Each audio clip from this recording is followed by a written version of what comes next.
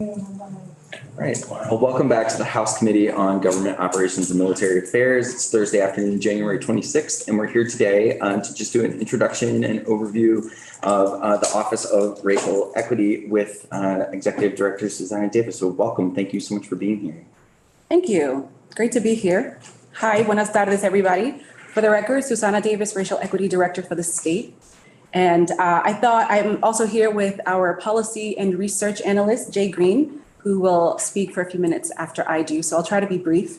Thought we could just start with an overview of the office, a little bit about what we do and why we do it, and then talk about some of the projects that we are hoping to work on coming up. And I don't know if you know everybody on the committee, but for some of these introductions, if you'd like, we could do a quick round of like who people are, where they're from. And then, that would be great.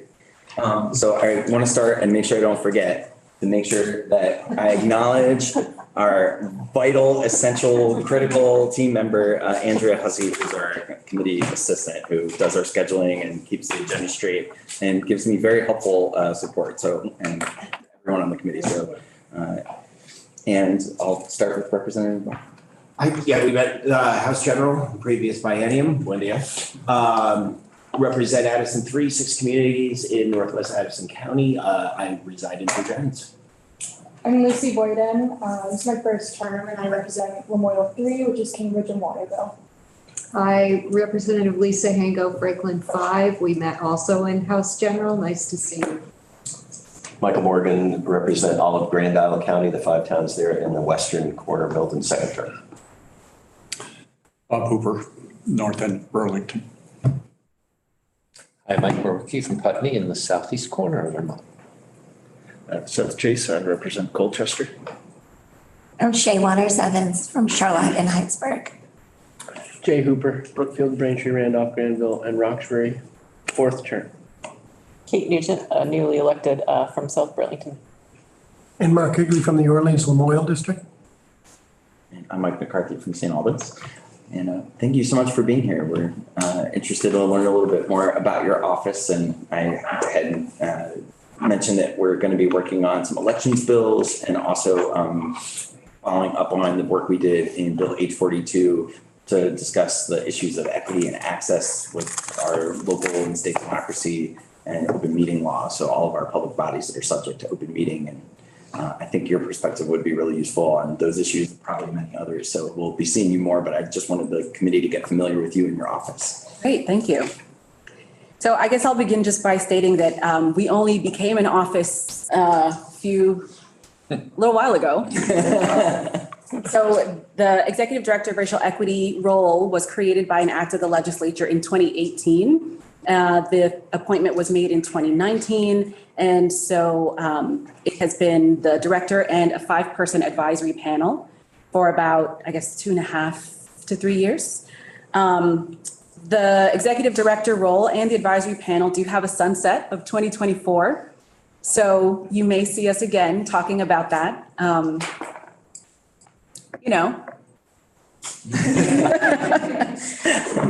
Just say. So the advisory panel is 5 seats, and they are appointed by the governor, House, Senate, Human Rights Commission, and Judiciary. So we have become an office with the passage of H546 last session, which added a division of racial justice statistics to our team. So we are still currently a 3-person team. Once we onboard the DRJS staff, then we will be a 6-person team. I do note that the DRJS is focused very narrowly on criminal justice, whereas the rest of our team, which is me, our policy and research analyst, and our education and outreach associate, we 3 remain covering the rest of the portfolio, which includes education, employment, housing, transportation, finance, workplace equity, you name it. So in some senses, we will have great depth in criminal justice and not so much, we will continue to do our best in every other topic area. So we sit in the agency of administration, but of course the work is very much statewide because there are equity implications to pretty much every aspect of life. So we very frequently collaborate with our sister agencies and departments around the state. And as a matter of fact, the enabling legislation requires that we work across all three branches of state government. So in addition to having a broad spread across the executive branch, we also try to work really closely with the legislature and the judiciary as well. We are driven by a vision and a set of values. It's important to us that we communicate that openly and often, because I think a lot of times when people think about government, they don't see it as mission driven necessarily, but the nature of our work really means that we have to be. So our vision for Vermont is threefold. One, we envision a Vermont where the state's staff and contractors and vendors are treated equitably. Two, we envision a Vermont where members of the public, right, residents and visitors are treated equitably as we provide services to them. And three, we envision a Vermont where our systems are designed in a way to make those first two things autopilot. In order to bring that vision to fruition, there are certain values that we lean on. And we have a very large set of values, but there are three that we find ourselves repeatedly coming back to. Those are, number one, process equity in addition to outcomes equity. It's not enough that we arrive at the correct conclusion. We want to make sure that along the way, we did it in a way that was inclusive and fair, which largely means empowering people to take part in decision-making and policy-making to shape their own futures. The second one is transformative change over technical change. Put another way, adaptive change over technical change, right? So we don't just want to make small tweaks to make individual complaints go away. We want to make broad modernization and change to our systems so that we don't have to keep addressing things at the micro level because we've addressed it at the macro level. The third thing is systemic solutions for systemic problems. This is an important one because it's often the case that we'll look at an issue and think of it as, well, how can we help individuals find workarounds for this problem? Think about, I don't know, poverty. Poverty is a systemic problem, and yet we so often shame people who are in poverty into trying to lift themselves out of it. Well, why do you pay for that? Well, that looks like new clothing. You shouldn't have that new cell phone. Why did you go out to eat last night? It's as if individual choices are the only ones, or even the primary ones, that created a system of wealth and equity we have in the country.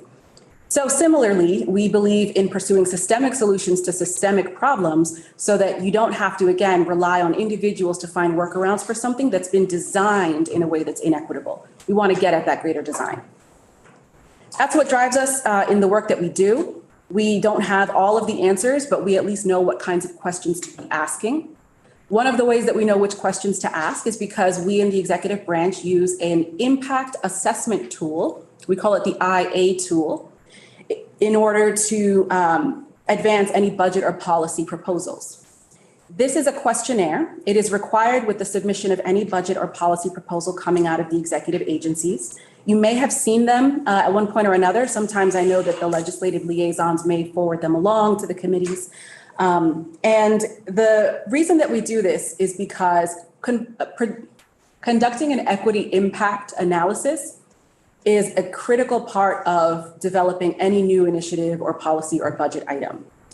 In the same way that building a new housing development would require an environmental impact or a health impact, in the same way that you would do any other kind of an impact analysis, you've got to do an equity impact analysis to surface any potential harmful consequences that the proposal could generate. So we have been using this tool since about 2020. It was then called the Equity Impact Assessment, the EIA. We've updated it this year to include more of the continuous improvement and performance management activities that the state also prioritizes. So now it's kind of a combination between the Office of Racial Equity and the Chief Performance Office, really being able to get a deeper look at what are we proposing, whom are we serving, what are we doing, how well are we doing it, who's better off, and are there any disparities that we can avoid in the creation of the policy. Now, again, because our work is statewide and goes across all three branches, it really is our hope that the legislature and the judiciary also use either the IA tool or something similar in the bill development process as well, and in judiciary's own processes. The reason is that we all have really great ideas for policies that may serve people in our districts or may serve people who think and look and are like us, but they may be masking other disparities that our policy proposals could create. So conducting an impact assessment process for every bill really is of critical importance. And I'm aware that a number of your colleagues have been working together on what's being discussed as the probing questions to help bring some of these questions into the hearing rooms. And it's our expectation that a more formal process will be included during the drafting and bill development phase as well. I'm happy to share a copy of the IA tool with the committee if it's helpful so that you know kind of what our process is like. Yeah, that would be really great. Some of the projects we're currently working on are, I'm referring to this as a project because it is in itself. We have touch points with approximately 32 working groups that are state created. So yeah, those are really wide ranging. They include the Racial Equity Advisory Panel, the Land Access Opportunity Board, the Racial Disparities in the Criminal and Juvenile Justice Systems Advisory Council, the Ethnic and Social Equity Standards in Schools Advisory Working Group, the known as the Act One group to many of us.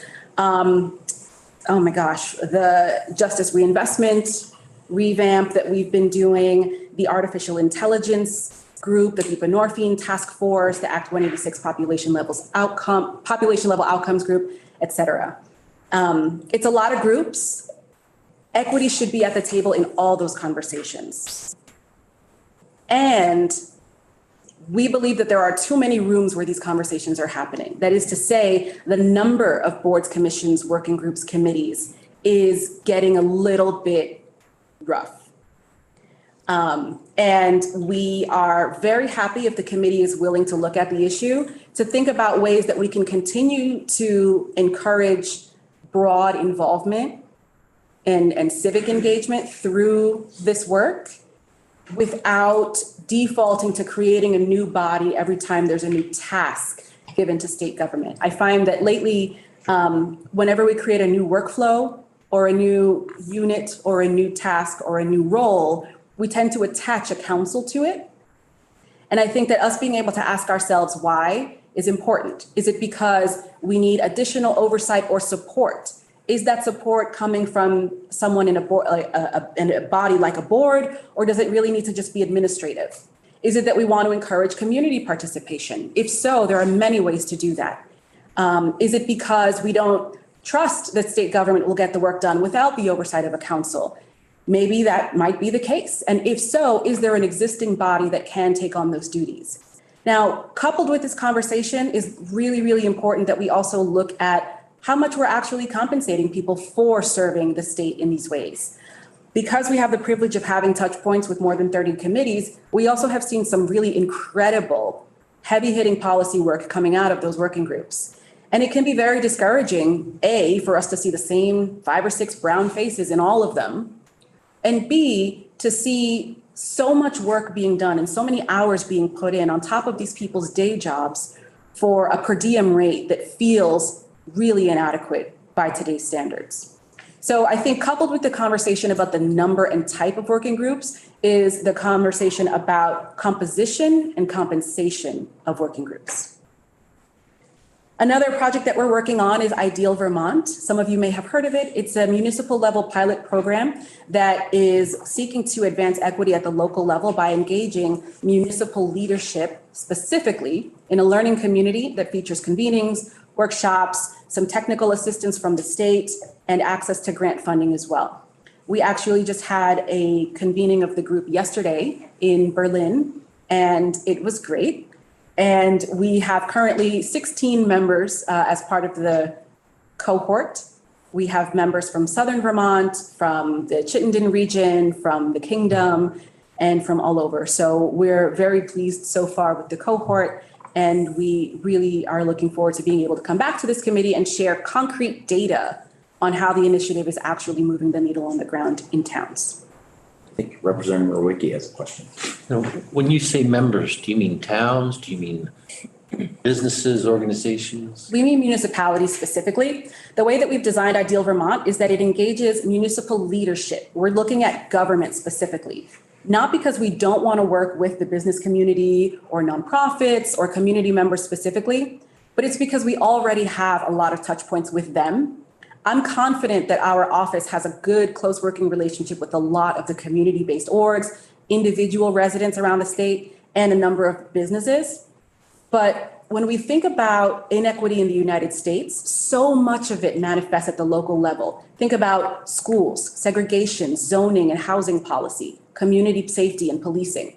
These are issues that, to some extent, the state has limited authority to be able to address. And so you've got to be able to have our counterparts at the local level on board, and in a way that doesn't let them pass the buck or abdicate their duties to the local community orgs or resident coalitions or what have you, which is why we're specifically engaging town government leaders, because they bear a lot of the responsibility for getting these things done at the local level, and we want them to be able to take that up. Can you email us a link to the program? Absolutely. Another thing that we are working on, actually, another thing that about 35 minutes ago, we rounded the corner on, was a language access report.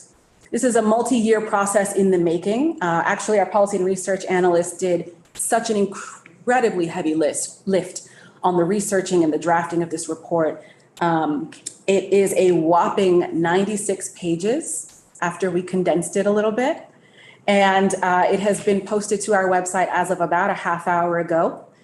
I would love to come back at a future date and talk to the committee about the findings and the recommendations issued, but I'll give you a couple of top line findings now. Number one, language access is a civil rights issue that is absolutely treated as such by the federal government. There are federal laws on the books requiring language access. Number two, a lot of state government is not in compliance with those federal civil rights laws, not for lack of trying, but we're just not there yet. Number three, our office estimates a one-time investment of approximately $3.5 million to bring the executive branch agencies into compliance with the translation of vital documents. That does not count the lift that's going to be required for legislative and for judiciary language access, though I do acknowledge the judiciary does have a pretty robust language access plan at this point. We have a process, we went through a process that was extremely community driven. We heard a lot, of course, from our sister agencies and from other interested parties around the state. But really, this was a community-driven process. The vast majority of the recommendations come directly from community members through multiple convenings we held, narrative response, voting exercises they conducted, et cetera. The last thing that I'll share about the report is that it also makes the important case for coupling language access with accessibility and consideration of disability. Because when we talk about being able to access state services, it's not just about written and spoken languages, but it's also about nonverbal communication and other ways that the state can be more accessible to people. So that was a big one that we'd love to come back and talk about. We're also going to be conducting a boards and commissions survey this month and next month. We're going to thank you in advance for helping us to put a lot of pressure on the members of all the boards and commissions of the state. The reason that we're surveying is to get a baseline of demographic data. We'd like to understand the representation on all of the state created boards and commissions. And so collecting baseline data will help us understand who's being represented. Do we have outsized representation from people in one region of the state? One demographic group, one ethnic group. Maybe there's a gender imbalance. Maybe there's an age imbalance. So us being able to understand who it is who's helping us make our policy, I think is going to be a really big step forward to being able to identify inclusive groups to put on boards and commissions. And last, we've been administering the Intercultural Developmental Inventory to state government.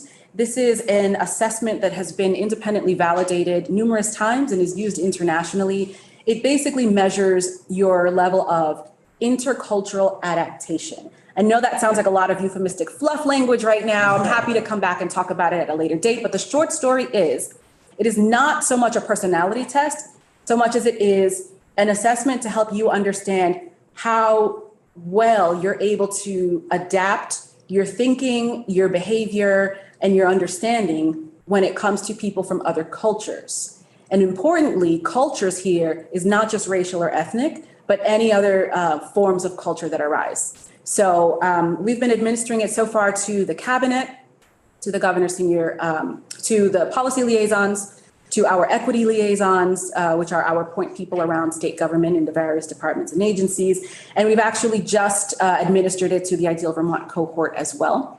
So this helps people gain an individual snapshot into how they are. And also you're able to aggregate the results to create a group profile as well, which we've done for the cabinet, the policy liaisons, the equity liaisons, and the Ideal Vermont cohort. So I'll cap it off with just a couple of notes for you all.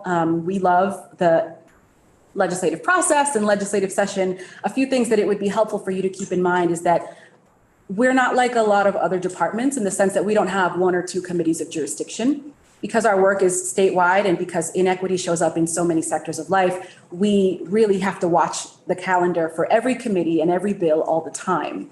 For that reason, and because we are still 3 people, we're going to thank you in advance for being patient with us. Sometimes we can get double or even triple booked for testimony. And so we appreciate your flexibility with that.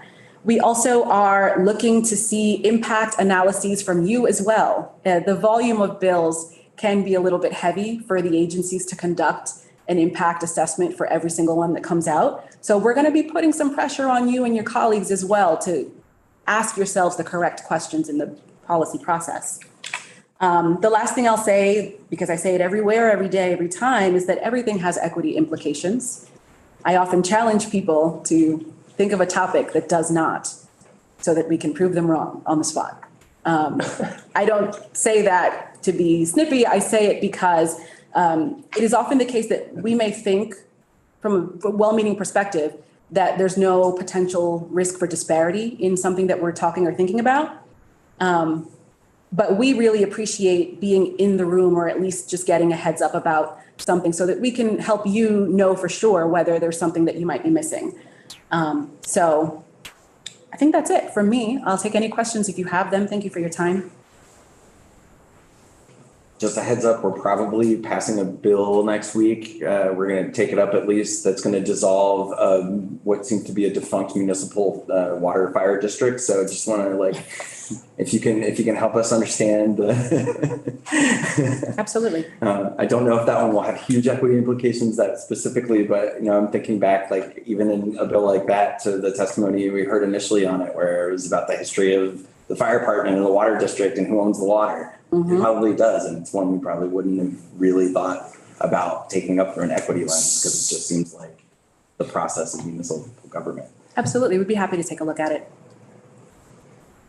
What do you have questions, Representative Chase? That tool you talked about, adaptability, what was that again, please? The impact assessment tool? No, the one that you administered. Oh, the language access? Intercultural development inventory. Okay, and is that an online? It is online, yep. So in order to take the inventory, it has to be administered to you by a qualified administrator. I am aware of, I think, 2 in state government, maybe 3. I am one of them. And the other person is the Trauma and Resilience Director in AHS as well. So if you all are interested, we can also look to the organization that runs it also can provide a QA to do it. But if you're interested in learning more, I'm really happy to talk about it with you. Thank you. Senator Wiki. 2 things. You mentioned Kaya Kanguli, and if we can get her to come in here sometime, it's just a great experience. And also, from my perspective, her work in trauma and understanding trauma, again, covers the whole landscape. And the more people know about trauma and untreated trauma, I think the better our society will be. I heard you go over the impact tool last week, and you did such a good job of it. I'm asking, are you going to different committees, sharing that presentation? Because it's a rather complex tool, and it might be something worth the committee hearing at some point to hear how the director can explain that to us instead of just putting it out there on the table for us. We will talk about this with anyone who will listen. Representative Morgan. So I'm going to ask a true subject matter expert this question, and it's not that I don't think I know the answer, but I just want to hear from yourself. And I got into this with an individual at an event over the weekend. Your definition of equity versus equality. I love this. And I know it might be a basic question. Some of you might scoff at that and go, you should know this. No. And I say I do, but sometimes I think I don't. No, Is that a it's, valid question? it's so valid. Okay. Yes. So, Please. yeah. So, I mean, I think that you are going to find somebody out there who says that whatever I'm about to say is wrong.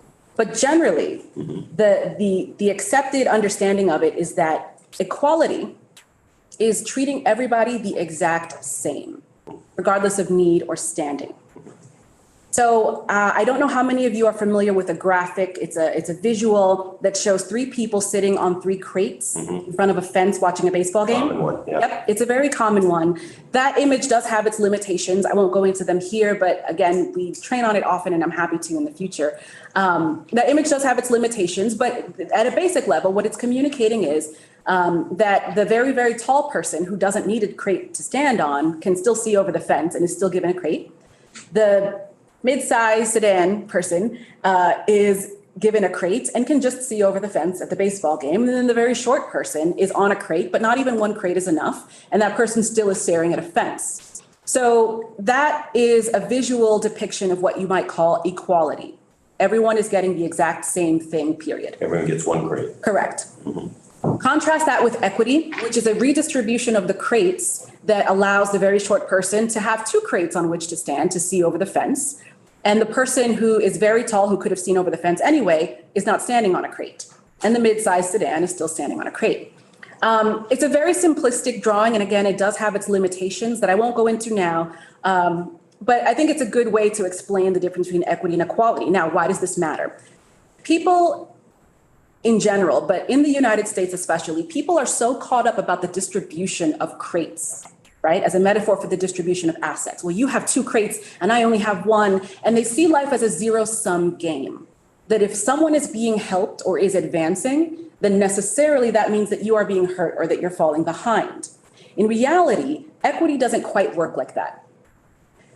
Providing equitable outcomes, or at least stopping the oppressive or outcomes, has a collective benefit. There's a collective benefit to equity and a collective harm to inequity. But a lot of people don't recognize it that way, especially those who may be accustomed to privilege.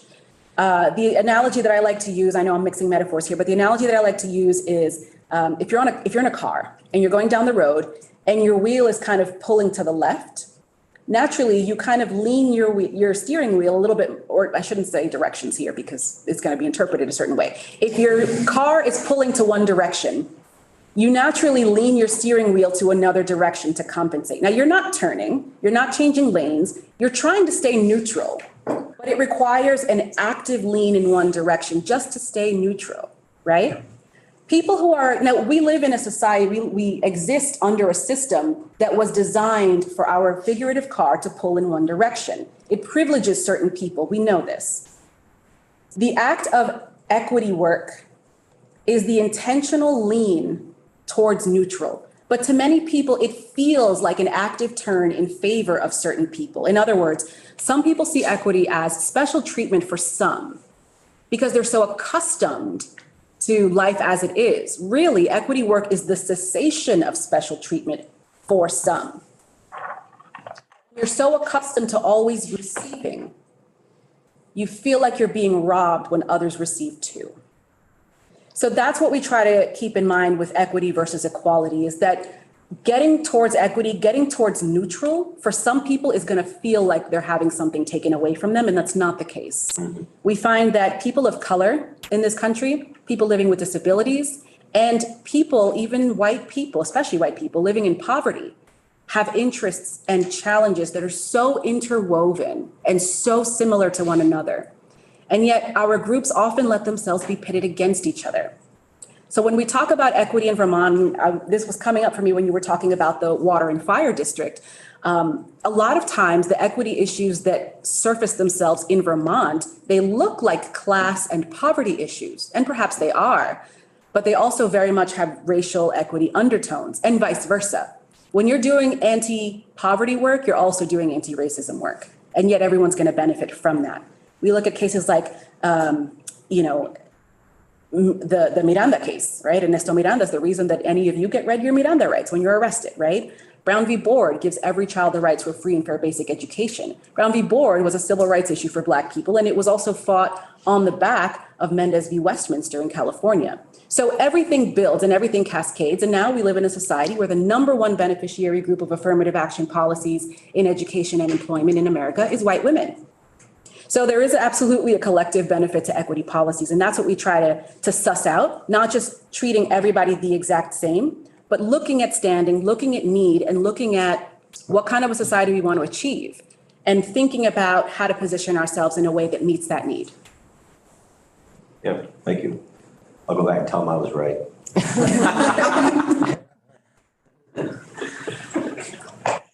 Are there any other questions about the work of the Office of Racial Equity? Representative Hooper of Randolph. What did you just say about affirmative action and white women? I said the number one beneficiary group of affirmative action policies in the US in education and employment is white women. And I had an angry member of the public contact our office once after I said that. And she said, "That's not true, it's a lie." And she was fortunate to not have me on the phone. She had our staff person, our education person, who's lovely. And our education and outreach person spent an hour and a half on the phone with this person. And they looked it up together, and it was an indisputable fact. All right. And there was a whole lot more to that conversation, but I'll save it for another time. I'm happy to send along a source or something if you all are interested in exploring that one a little more deeply. Do you have a recording of the conversation? I wish I did. I wish I did, just for when I need a pick-me-up. Thinking the same. Yeah. And I want to welcome Jay from your office to come up, and if you want to swing an extra chair around and testify together, or you want to switch, I will leave it up to you. Yeah, thank you, Mr. Chair, for allowing me to interrupt there and introduce myself. So I'm Jay Green. I use they, them pronouns. I'm the policy and research analyst for the Office of Racial Equity. I actually wanted to talk about my favorite graphical interpretation of equity versus equality, which is sometimes it's represented as three people standing next to bicycles, so it'll be two people who are standing next to bicycles. There's a tall person with a bike that fits them perfectly, a short person with a bike that's way too big for them, and a person in a wheelchair with a bike that they can't use because they're in a wheelchair and the bike has foot pedals. And that's equality. Everyone gets the same size bike. And then the other image is a tall person with a bike that fits them, a medium-sized person with a bike that fits them, and a person in a wheelchair with a hand-powered cranked bicycle. And that shows that sometimes people need different things to succeed, and equity can look different for different groups of people. And it also shows that sometimes it requires additional resource investment in certain groups of people who have additional needs, because that hand cranked bicycle is going to be more expensive than a regular foot pedaled bicycle. So that's my favorite graphical depiction of equity. And I just wanted to mention that because I think it shows how different levels of resource investment are sometimes required to achieve the same outcomes. And like Susanna said, sometimes that feels like it's unfair, and it's like, the tall person is losing out because they're not having as expensive a bicycle bought for them, but they don't need that hand cranked bicycle. So they're not really losing out. I'm very, very excited that the language access report is now available on our website. I'm working on a plain language version that we're going to have translated into other languages so that people who speak or sign other languages can also interact with the language access report and the contents and understand what we're doing. And I'm just excited to be here. And in the case where we get multiple requests for testimony from different committees, sometimes you may see me in the room instead of Susanna, but I'm happy to take any questions that you might have. I want to say I deeply appreciate the how to read this report. So if you've got a few minutes, you can look at the one page, and if you've got longer time. So that is much, much appreciated with the volume of information that we get to be able to get the salient stuff quickly when we need it. So Representative Cooper. So You just said speak or sign other languages, and I'm curious, are there more than one sign language? Yeah, that was, I was aware of this, but I hadn't really dug into it very much. But one of the resources that I investigated for the report was the yearly report of the judiciary branch, and they have some details about that Nepali Sign Language is actually commonly requested for interpreters in the court systems in Vermont. So yeah, there's British Sign Language, there's American Sign Language, there's Nepali Sign Language, different languages, and it's a very different grammar system from spoken or written English is really important to point out. Just because someone uses ASL doesn't necessarily mean that they're comfortable writing or reading English. Yeah, really interesting stuff. Sure. I had just a question, taking a quick look at the report and the $3.5 million. Is that in a budget request now? Is that something that we should be talking about as we, look at, from our Gov.Ops perspective, the compliance with the? It is in a language access vital document translation will show up in the governor's proposed budget. It will not show up in that same amount. We believe that we can get started on the project, but it's our estimate that it will take at least the 3.5 to complete the project. Yeah, and it's important to note that the 3.5 million is for written languages only. It doesn't include, because when you translate a document from written English to sign language, you need to make a video of someone signing. So that budget estimate, that 3.5 million, is only written document to written document. It's not written document to video of sign language interpreter. So it's 3.5 million with an asterisk that it doesn't include ASL video production. I'm gonna ask our committee assistant to remind me for future scheduling to have a full set of testimony when you're prepared for it to talk about the report. And I want to understand the language access report and what's considered vital documents. That I know we don't have time to delve into all that today, but that's the kind of stuff that I love this committee to be focused on and working on with you. So absolutely, we'd be happy to. And we're also planning on doing a community version of that. So the Racial Equity Task Force in 2020 and 2021, we released 2 reports. And for each one, we held a virtual session where we invited members of the public to just listen to a synopsis of the report in a way that was a little bit more accessible and didn't require a long stretch of reading. So we're also planning on doing the same thing for this one as well.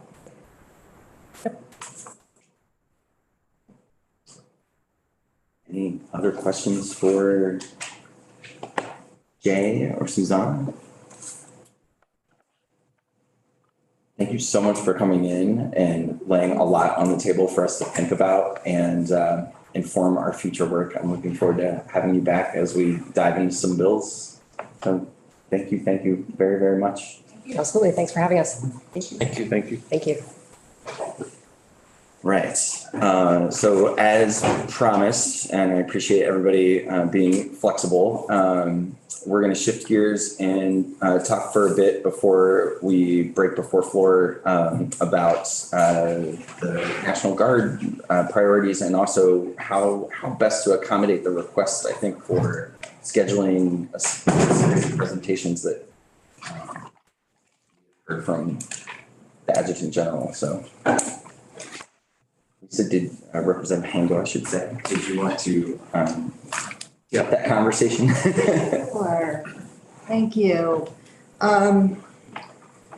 We have a request from the National Guard to have a 4-part series, just under an hour each, so about an hour each, to explain to any members what the Guard is all about. Who they are, what their mission is, what they hope to accomplish by engaging with us, any legislative priorities that they may have, and most importantly, a pretty in-depth discussion on the upcoming next year election of the Adjutant General. So that's something that Vermont is unique in that we're the only state left that elects their Adjutant General. And it's a pretty heavy responsibility for legislators to have. And we hope, and the Guard hopes that everyone can be as informed as possible when making your decision next year who to vote for. So that's number one on the list.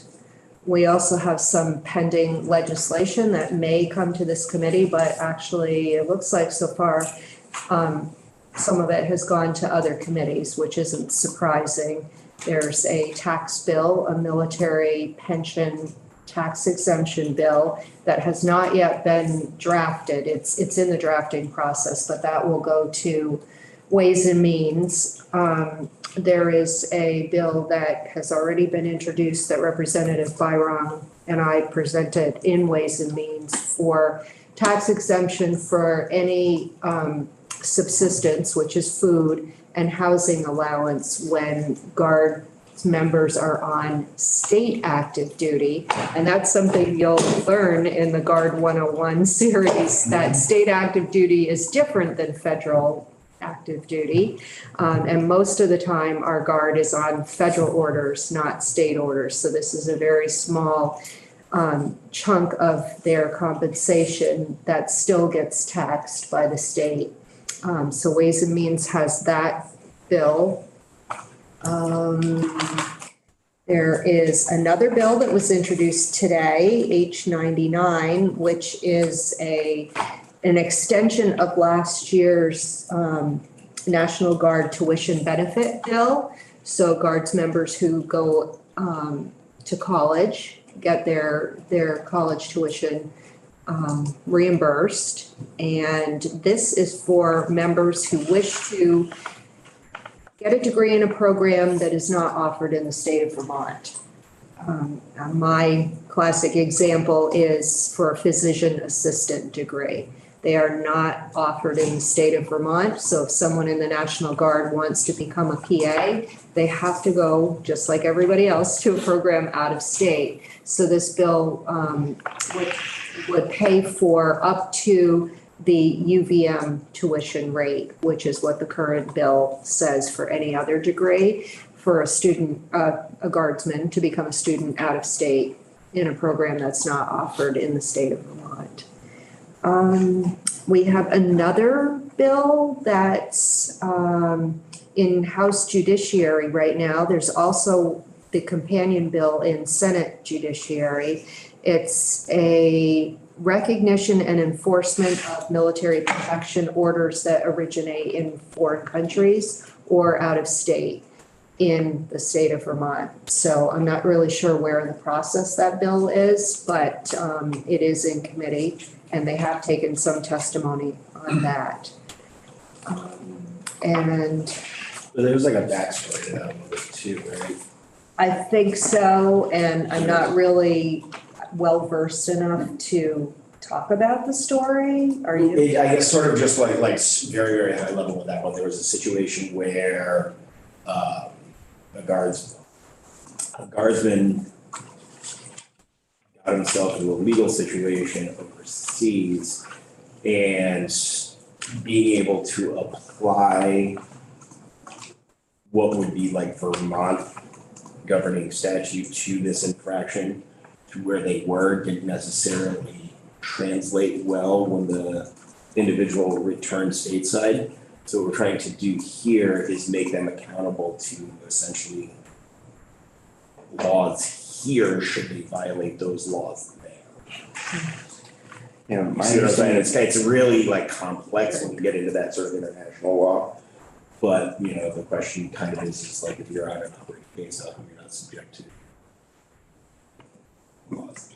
yeah, my understanding was that House Judiciary had taken some testimony on that. And I believe that Representative Olin was committed to following up on some of the due process questions that were brought up. And that's the due process. Yeah, so definitely, I think the crux of the issue with trying to figure out how to have those risk protection orders apply, Vermont had it brought up some due process questions, judiciary. But we may hear a little bit here, and I'm happy to make some time if it seems like there's enough of overlapping jurisdiction that we might want to at least do a drive-by here.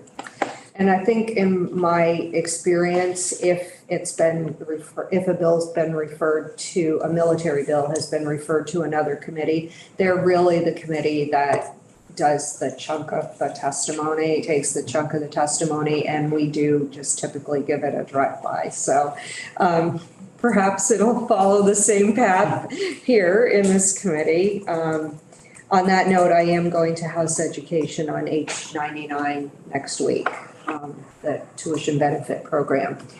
And a little bit more about the Guard 101 series. The National Guard has actually developed this program, so they have it ready to go.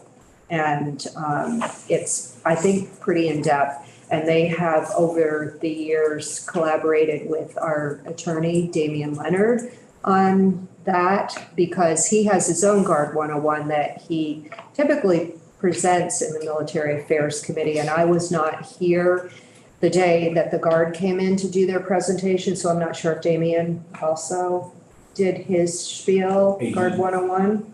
Real problem. Damian was here and talked about our jurisdiction, but he didn't do his Guard 101. Okay. So So I'm wondering perhaps if we he's wanna- keeping it until. Yeah, so that was the conversation we had, and I think, the big issue to resolve is if we feel like there's gonna be demand for more than, say, 25 legislators, then our committee room, we hit capacity. So it's a matter of the timing it so that it's available for people who would want to see it, and having a space that's big enough to accommodate the number of legislators that are likely to, because I would think if we time it right, we would get more than 20 of us or 25 of us.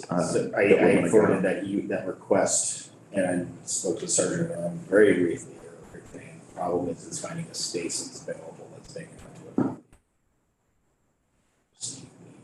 Right, so the only place I can think of is either in the well of the house or the auditorium in the pavilion building.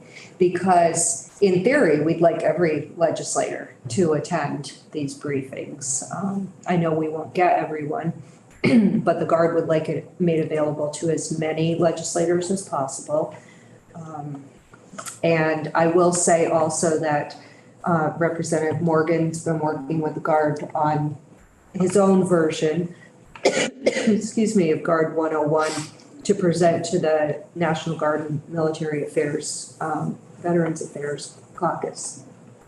Representative Hanger, you said that the series is open to each presentation. Sorry. I can speak.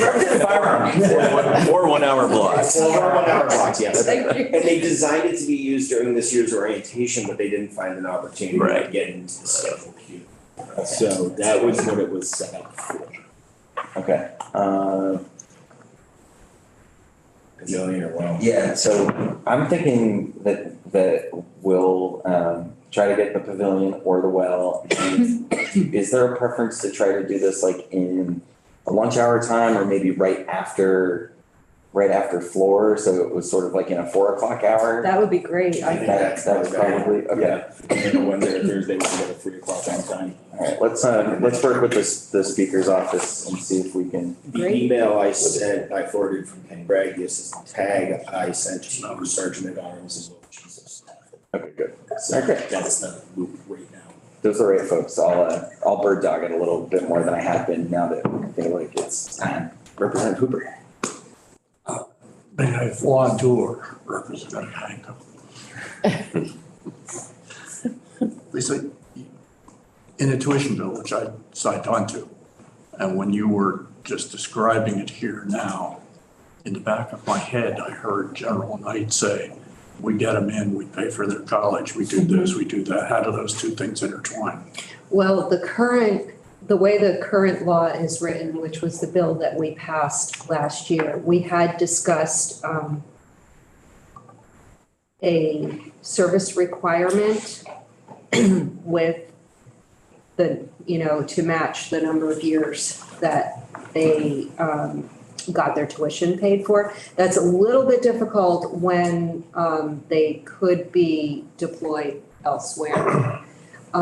So right now. So you're not talking about members, you're talking about potential members also. It is a recruiting tool. Okay. Huge. Absolutely. And that was why it was suggested that we add this to the current bill, or the current law that exists that we passed last year.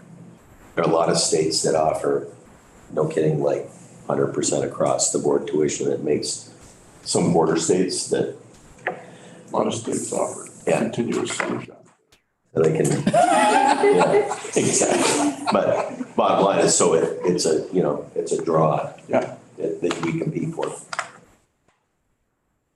Another point too is that we draw guardsmen and women from other states to participate in the Vermont National Guard. And the more competitive we can be, the more we have a chance of building the numbers of guards people, and the hope that some of them will become permanent residents of the state and stay here and raise their families. Because during these years that they're in the Guard, they'll be spending a lot of time here. And we'll see the beauty and the benefit of living in Vermont. And we hope that they stay. And this is just another tool to hopefully get more people to move into Vermont.